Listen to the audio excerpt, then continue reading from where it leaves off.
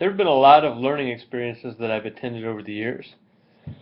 The first thing I like to do personally is when I get into a class, I want to engage the students.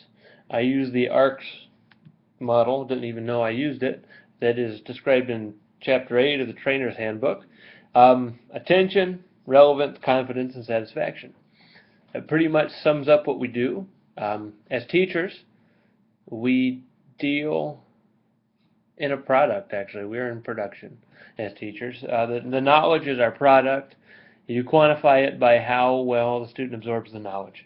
And if they don't absorb the knowledge, then try again. It's not always successful. I remember when I started teaching, it takes some getting used to engage your students. Hardest thing is knowing you're not going to reach everybody. You get a lot of blank stares. Certain people, they're just way out of their league. Everybody's at different levels. You really got to strive.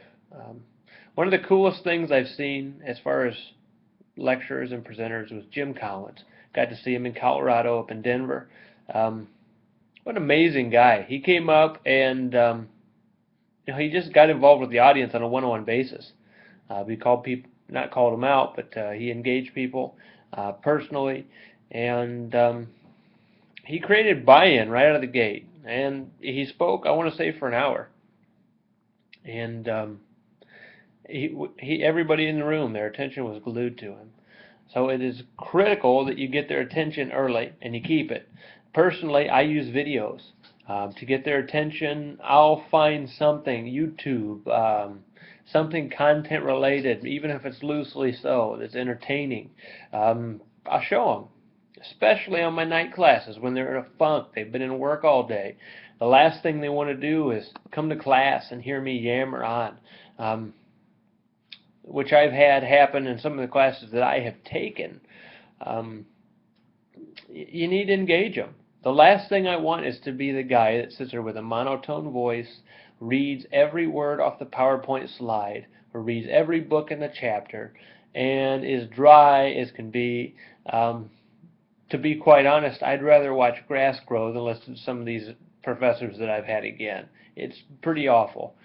So I don't want to be that guy. I have a really good picture of what I don't like in lecturing, and I guess knowing what you don't want to do is just as good as knowing where you need to go, so that's pretty useful. The relevance part, you got to be relevant to the students. I teach technical trades, so on a daily basis, when I teach a lesson, I tie it into how this is going to help you in your career, why this skill is useful, why you should care. And those that don't want to make money, then, they don't care, and that's beyond me at that point. But you have to make it relevant. You have to give them buy-in. Now, you have to speak with confidence when you're teaching, which, again, goes on with the ARCS model. Students are like animals. They sense fear. And if you have fear, they will prey upon this, and they will tear you to pieces. If that sounds fierce, I don't know. I don't know what students you've been teaching if you can't relate to that, but they are animals. High schoolers are worse. Adults are sometimes more forgiving. It really depends on how callous they are. You got to have confidence, and that comes from studying, repetition. Know the material. Be specific. Now, you can study for days and think you know everything there possibly is to know about your subject, and guess what? You're going to have a question answered to you, asked to you, that will stymie you. You'll be completely confused. You're like, where in the world did that come from? That's where confidence comes in. Because if they see a sweat, if they see a squirm, it's like pushing a bruise. They're going to keep hitting you there.